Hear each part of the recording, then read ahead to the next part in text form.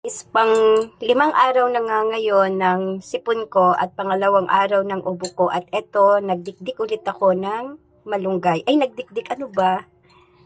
Magdidikdik ulit ako ng malunggay. Nag-experiment nga ako. Tinigil ko muna yung pag-inom ko ng Newsep. Kasi ako ngayon, after ng pandemic, madalas pagka nagkakasipon at ubo ako, talagang 2 weeks. Minsan nga umaabot pa ng mas matagal pa. Grabe, kahit umiinom na ako ng gamot. So, ito, magta-try ako dito sa herbal. Kasi, syempre, alam naman natin na ang mga gamot din nakakagaling nga. Pero, nasisira yung kidney, yung atay natin. So, syempre, kailangan din nating magpaka-healthy ngayon kasi ang dami-dami nang pumapasok na mga kung ano-anong sakit sa katawan natin. Kahapon, yung natira ko na pinagdikdikan ng malunggay, yung katas ng malunggay, yung natira ko after ko uminom, naglagay ako sa hair, and then naligo ako, binanlawan ko, and last night, naglagay ulit ako, bago ako matulog, nagpalagay ako sa anak ko, at ngayon, nasa hair ko pa. So, mamaya, pagligo ko, babanlawan ko. So, i-check ko din kung totoo nga talaga na nakakatulong ito para ma-prevent yung hair loss. Kasi grabe talaga ako mag-hair loss. So, i-check ko din kung hanggang kailan itong aking ubo sa pamamagitan ng pag-inom lang ng katas ng malunggay. Dahon ng malunggay. Post ko muna. Medyo mahaba kasi yung usapin. Baka mag-full storage na naman ako. Madalas nagpo-full storage ako kasi karamihan ng mga pictures, videos ko ay sa apo ko na, dyan sa cellphone ko. Okay, so ito na talaga. Post ko muna yan. Mamaya na, pakita ko pagka pag nakapagkatas na ako. Kakapagod to pero sige lang, exercise lang. Exercise ng kamay.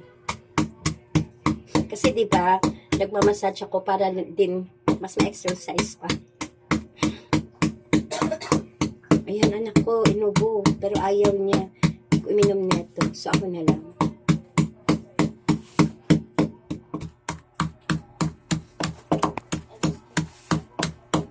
Ayan, so mas na siya, mas durog na, mas malapit-lapit na pwede nang katasin later. Pero mas kailangan pa nating mas palabasin yung katas mula sa dahon ng malunggay.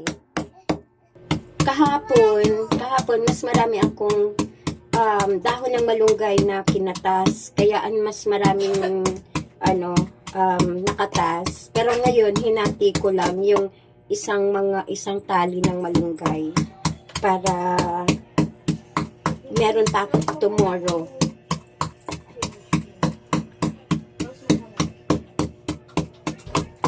Okay, so I guess pwede na to. Okay, so isasalin ko ulit dito. Okay, so here, kukunin natin at kakatasin natin dito. Wait lang for a while. Nagkakatas lang ako. Oh no, wait. You put it there. You put it there. Oh, no, not inside. Here lang. Diyan. Kasi I am vlogging. Ito, oh, look. Tanggal ko yung katas ng malunggay. So, ito na nga, guys. Yan. Sayang kaya kailangan yung pinaka-talagang katas na katas. Makuha natin.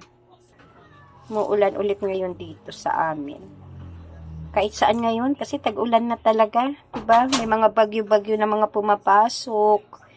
Meron tayong 27 storms, typhoon, no? In 1 year. Okay, so I guess pwede na to. So, here it is.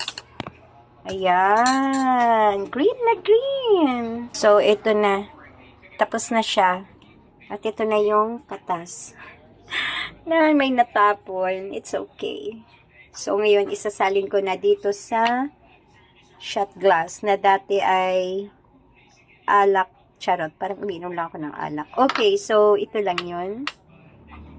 Ayan. Medyo marami nga, pero it's okay. Ang tira, I hope maging okay pa rin siya mamaya para pwede ko pang inumin. So, ilalagay ko lang siya sa ref. Teka lang, linisan natin tong kalat ko dito.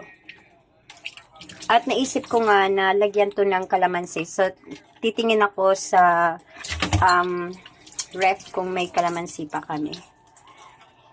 Okay, so may nakita akong dalawa at isa lang naman yung kailangan ko.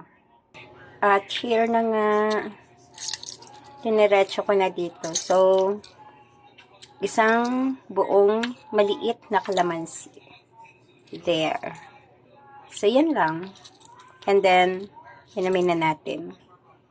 Okay, so here it is. For my own good. Para maalis na yung bacteria sa katawan ko, sa lalamunan ko at ilong.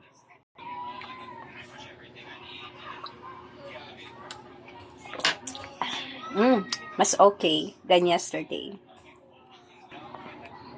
Okay, so naubos ko na nga.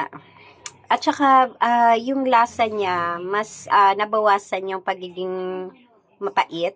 Hindi man super mapait, pero basta medyo mapait, no? Nang dahil dito sa kalamansi. Kaya parang mas naging pleasant yung taste niya compared before. So, ito, itatabi ko to para mamaya. Hopefully, maging okay pa rin siya mamaya. So, feeling ko parang wala lang nangyari. Kaya parang iniisip ko na magdagdag pa ako. Nagustuhan kasi may kalamansi. So, try pa. Yan. Parang alak lang yun, no? Shot pa. Pero this time, di ako maglalagay ng kalamansi. Itong pure na pure lang ang aking iinumin.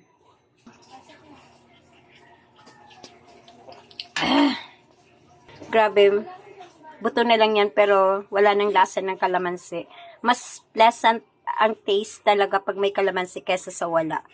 Pero okay lang. At least mas ramdam ko yung tapang. So, okay. Tingnan natin kung hanggang kailan yung ubo at sipon ko.